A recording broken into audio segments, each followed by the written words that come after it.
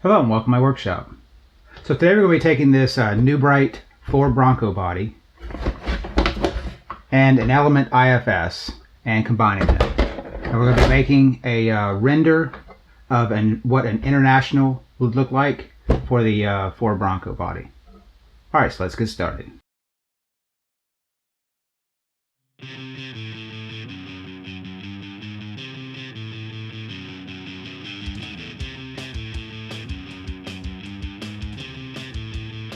So I'm starting this build off with an Element Enduro that has the IFS kit installed. I'm trying to get the New Bright body put onto this Element Enduro, and I'm trying to think of the easiest way to do that. So I'm taking the existing body mounts, cutting the tab off, and then drilling out a hole so I can tap in an M3 thread. What I'll end up doing is taking a flat piece of plastic, screwing that down to the top of the body post there, which will allow me to give a place for Velcro to attach it underneath the New Bright body.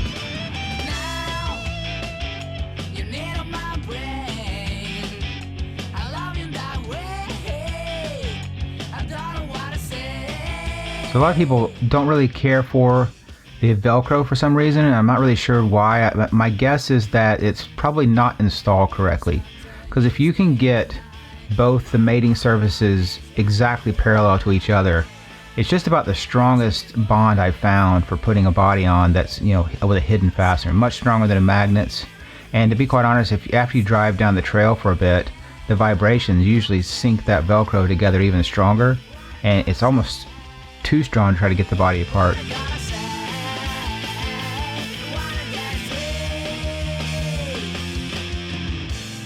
So the nice thing about having the Velcro on this little platform and using the existing body post is I have adjustability. I can go up and down with the body and use the factory holes to mount the thing.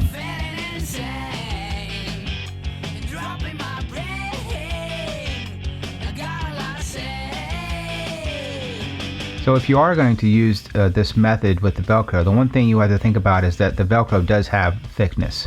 So when you're mocking this up, just put the two pieces of Velcro together in between so that you don't end up making the thing a little bit too tall. The first step here is basically to strip the body down of all the parts, pieces. Basically, most of this stuff is either screwed together or hot glued together, and it generally pops out pretty easily. A lot of the lights are, I guess it's a form of like heat forming. So you put the light in and then it basically melts the end of it so it doesn't pop out. Just take a pair of cutters and nip those off.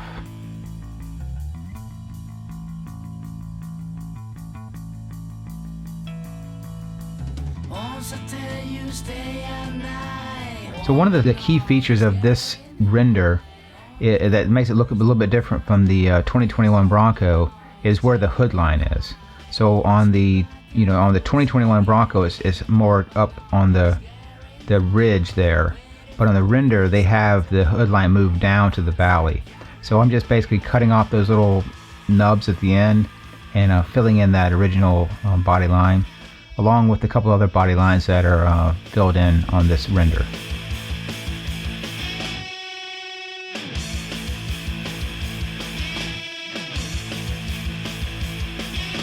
You know, again, this render is a very minimalist approach to the way the body lines are set up, and you know, door handles are cut off. It's a lot of minimalist approach, not a whole lot of stuff going on, but it does have an interesting look to it. So here I'm just cutting off the door handles and giving that shaved look.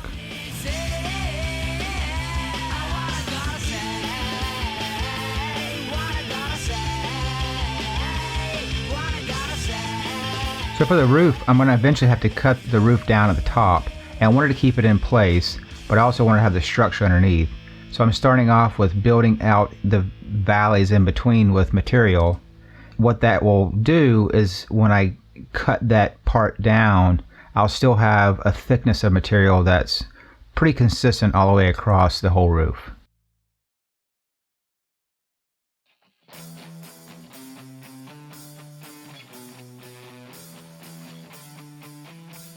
So what I've found in the past is if you don't add that material to the backside, then what you'll end up with is thin parts, and sometimes it'll get so thin it'll start to crack or or warp, especially with the heat of cutting it down. So it's definitely better to try to bond that plastic to it at the beginning. I wanted to just kind of cover up the ugliness of having all those little pieces put in there. So I wanted to come back with a really thin piece on top. What I wish I had done was put this down with epoxy. There was some voids in there that I had to come back and cut access holes to glue back in place. But I think it would have been a lot better if I just mixed up some 2-part epoxy and glued this thing down.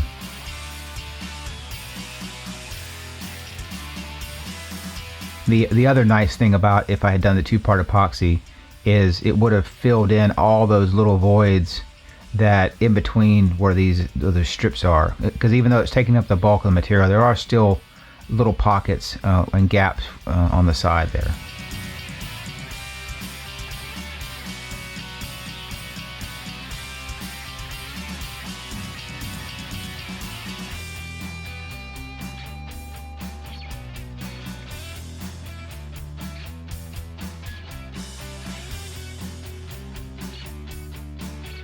So here, just taking a scribe tool and cutting those new body lines in for where the hood's going to be. I did also notice that there were several body lines missing from this Bronco build, especially around the doors and the roof. So these are consistent between the 2021 Bronco and this render. So, if you wanted to have a little bit more accurate detail, you need to add these body lines in.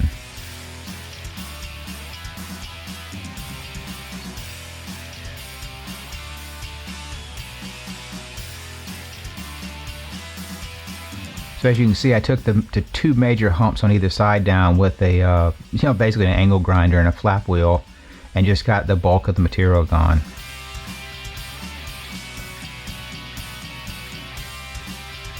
The pieces on the inside were not quite as tall and probably going to be a lot harder to get to with that angle grinder, so I just decided to come back with a Dremel tool and carve those down.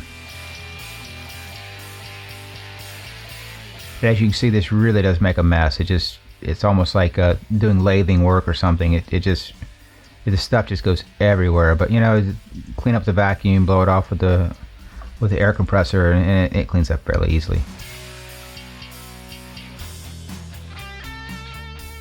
So the back also has that minimalist approach. So the first thing to do, cut off all the protrusions that need to go away, and then come back with styrene to build those out. There's 2 lower sections on either side, and so I'm just pasting in some thinner styrene in those spots, and then coming back into where I cut the hinges out with some thicker styrene and putting that in from the back side.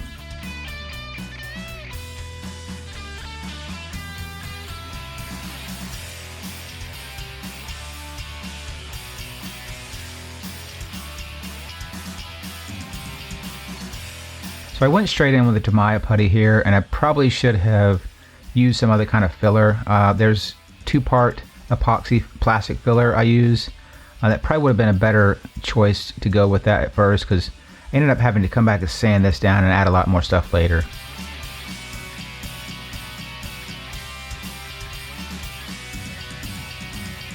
So the fenders are pretty unique on the render. It's cut down way smaller than what these are, but they're also molded into the body. You can tell these are intended to be kind of bolt-on looking pieces to this body. So the first step is just to cut down the bulk of the material that I won't need, and then come back and sand down everything and get it ready to apply that 2-part epoxy. And, so it's a plastic filler epoxy. So JB Well's the brand I use.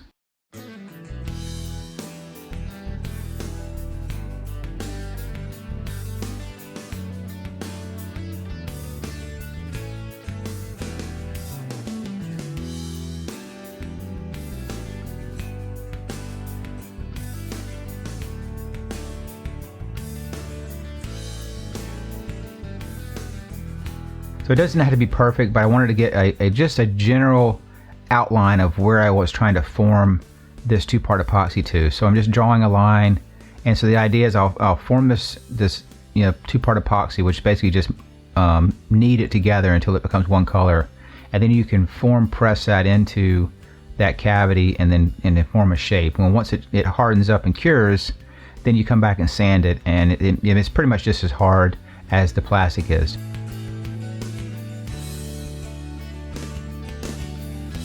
You can see here it is pretty sticky, and I do prefer to wear gloves, but it's almost like working with the clay.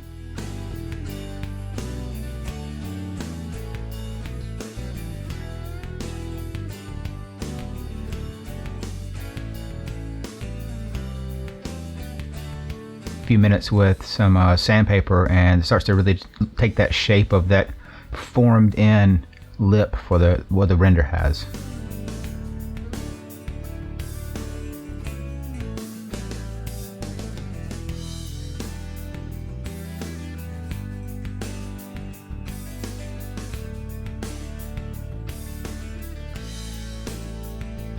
So the front has a pretty neat little section at the bottom of the bumper.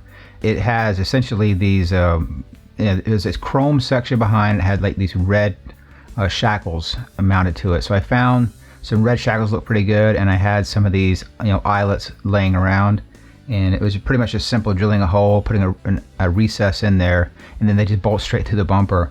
I was a little bit nervous about the bumper holding up, but that bumper is amazingly thick at that point, and if you broke that bumper off, you'd probably break the whole front of the car off.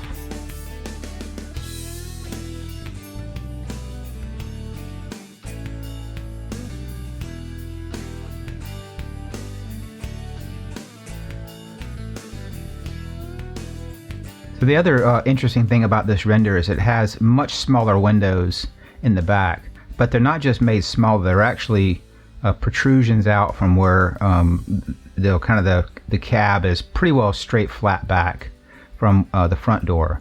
So my first step is just basically cutting a shape to take up the bulk of the material at that, the hole in the window, and then I come back and put a ring around that, which will give me something to shoot to with that two-part epoxy. And then what I'll end up doing is just taking the two-part epoxy and pressing that up in and forming that so it has that taper from that ring that's stuck out.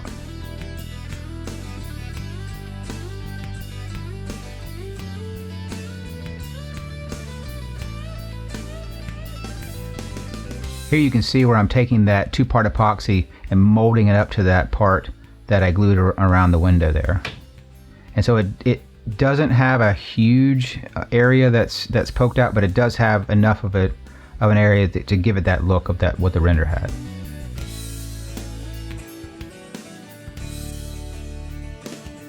So this is the really time-consuming part. Basically, I'm trying to open up all these holes for the grill. It isn't that difficult. What I found is just basically take a drill, drill both ends in the center, then take a Dremel tool and then cut the bulk of the material out and get all the melted plastic out of the way. Once you've completed that, then you come back with a flat file, round files, whatever you have, whatever you need to make that thing sanded out to match that profile. If you just kind of sneak up on that little edge that is naturally made by the mold, then it does turn out pretty good. And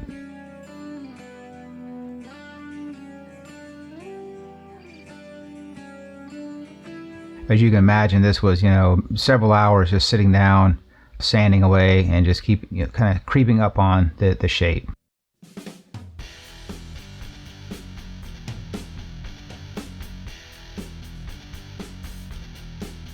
So as you saw early on, I cut out the hinges. On the 2021 Bronco, the hinges were recessed into the tailgate, but on the render, they're almost placed on the surface of the tailgate and it's flat. And so I'm just gluing these back into place, and they almost look like a Jeep JK or something.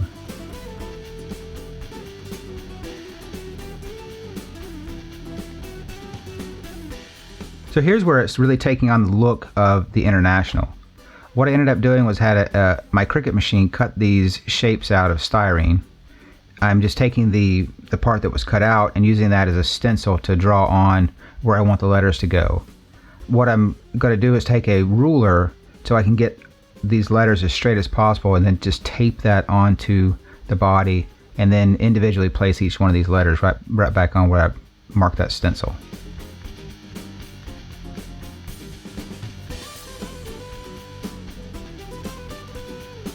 So if you do that, you want to make sure that as soon as possible you want to remove that ruler.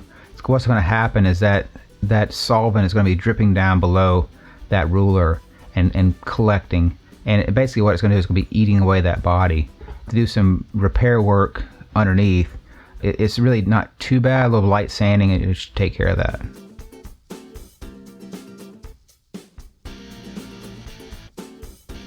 So taillights were one of the most interesting choices that the person that made the render, I thought, is they took out the original taillights and replaced it with basically a flat panel and a round taillights. Almost looks like something you have on a boat. They didn't mold it in. They left it like it was literally just a piece that was bolted in on top of where the old taillights were. So that's what I did here. I just took a piece of styrene and cut it down so it would fit into where the original taillights were. Gave it a gentle roll, which the taillights have, and then that's pretty much it. Now the taillight I designed and sent to Todd Norton, and he actually printed that for me. And it's a clear taillight that has a hole in it for an LED. Here I'm just clearancing out the hole, so eventually I'll be able to get that taillight to go in place.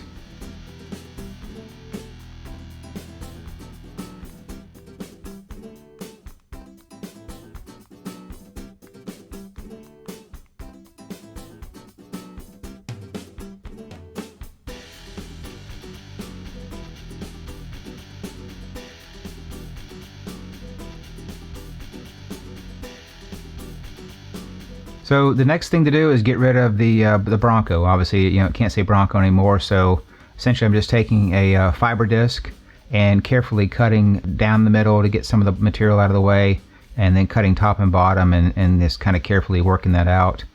Once you get the bulk of the material, you can switch to a kind of a grinder and get the rest, and then come back with sandpaper and files.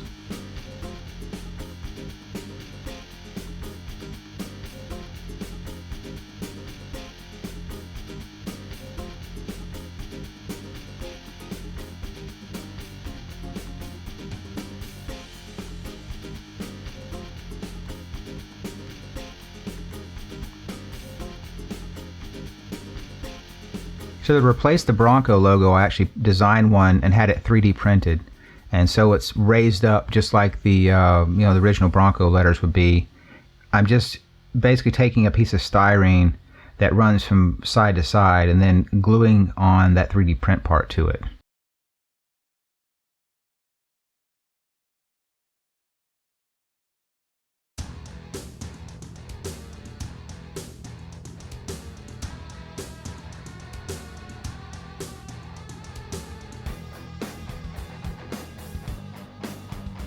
So the last thing here is to get the headlights straightened out.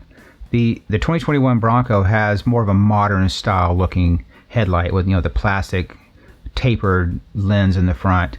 So the render had it looking like an old school, just straight up round headlight with a bezel. And so I actually 3D printed a bezel and used an RC four-wheel drive headlight for that. In the back of it, what I'm doing is taking an aluminum funnel and cutting the back side of that funnel off, basically drilling the hole out so it will fit a 5mm LED. And what that does, it gives you a really nice headlight, and it's already shaped, basically just like a reflector would be in a headlight.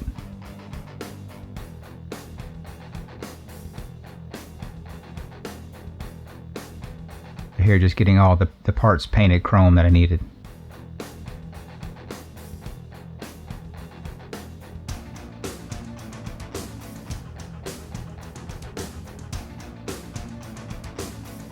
So I had to go back and forth on this roof a couple times, but eventually I was able to get the thing sanded down so it didn't have too many lines in it that were showing from where I ended up using all the filler on that. But as you can see, it's going to be a two-tone paint job. So I got the white on the roof finished up, and I'm just coming back with masking tape, getting that masked off so I can come and spray some color on the bottom.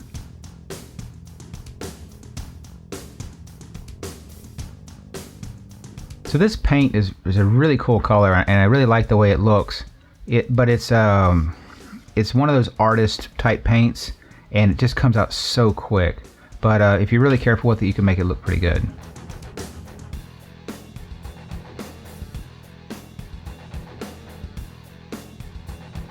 So for the headlights, I made that basically that whole housing, and I made it so it was snug to fit into the body, fit it into place, got it lined up, and then just use some E6000 to get that, to hold it into place.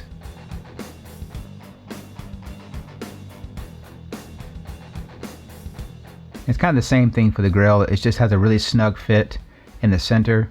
I was able to, glue each end down. It really doesn't need much else to hold it in place.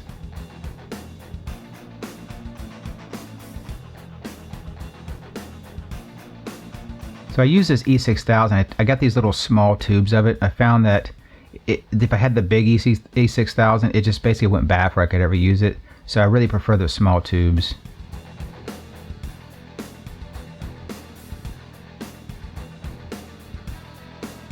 There's not a whole lot of lights here. These are basically just, as you saw, just simple tail lights and headlights. So I'm just basically making some LED lighting kit. And it's as simple as going to an LED calculator, figuring out all of your parameters, which is typically right there on the package of the LED that you bought, applying whatever resistor the LED calculator asks for, and then just doing a simple wire up. In the end, sometimes the brightness of the taillight is just too much. But what you can do is you can just add another resistor in further up line.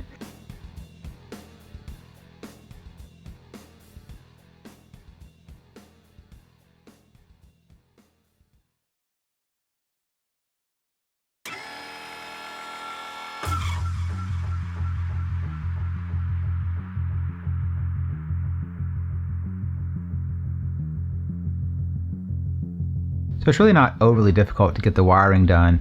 If you use one of those calculators I talked about that's online, they pretty much have a wiring diagram showing what it's supposed to look like.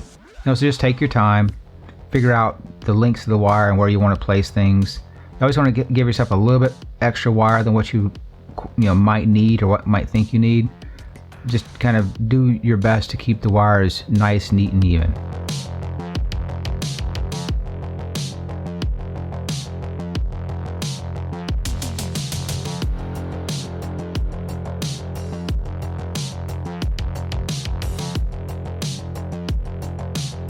So I had a lot of fun building this render. It's not a whole lot of complication to it. Like I said, no interior. I think it looks really nice, and it's going to be really fun as a trail truck. Thanks for watching. A lot of fun stuff coming up. Till then, we'll see you on the rocks.